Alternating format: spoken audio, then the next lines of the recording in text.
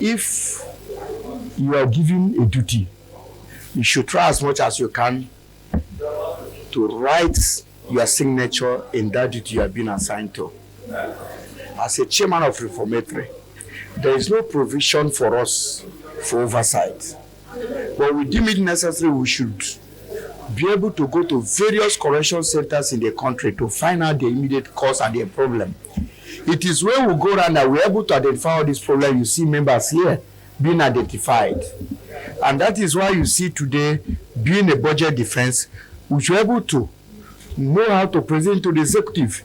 And the major issue is how a capital can be raised for correction service, for critical infrastructure, for proper rehabilitation, and for judiciary dispensation of justice. That is all what we are all working out. And we have met with the leadership. The leadership is going to take it up with the president because they need to release funds to the agencies. If those funds are not released to agencies, we are not going to achieve anything. Because it is our duty and the constitutional mandate of every National Assembly to oversight. And we have done our own part by making sure the right thing is done. And what we have to do to make sure we oversight the federal government, all those agencies, to make sure the appropriate implementation of any fund that is being released are properly utilized. And we are urging Mr. President to try as much as he can to fund all this budget.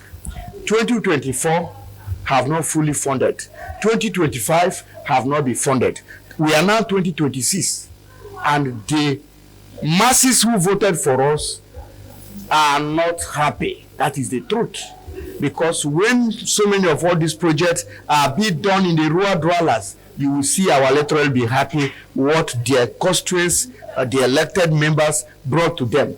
And that is the issue. But we have a capacity leadership under the leadership of Tajuddin Abbas and the Deputy Speaker. The leadership are going to do much about it. They're going to talk with the President, which they have all agreed. Within the shortest time, they are going to release funds to all the agencies for implementation of the budget.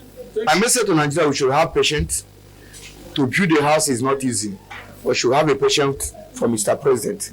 He knows what the Nigeria is feeling, and a lot of things for good is coming. We should continue to do what is right. And that is why you see our committee paying our own contributory aspect. We use our personal money to do the job, use our personal money to even pay for the bare bond of an inmate in various. We have released almost about 200 and something, which I personally have spent getting to 10 million of my personal money to make sure most of the inmates are released. So they should be able to increase the budgetary allocation of correction service so that the right thing have to be done.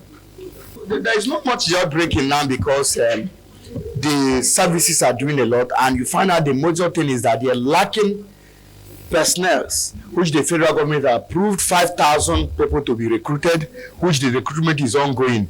When those personnel are there, it will really help to equip. And the most things we are thinking of is releasing funds for critical infrastructure. There is 3,000 capacity ongoing in each of the geopolitical zone. If those 3,000 capacity are being completed and those inmates are being transferred to those places, there's nothing like that, because that one is to international standard. And most of other ones that is already constructed before should be really equipped, because it's almost about 110 years old. So that is all about it.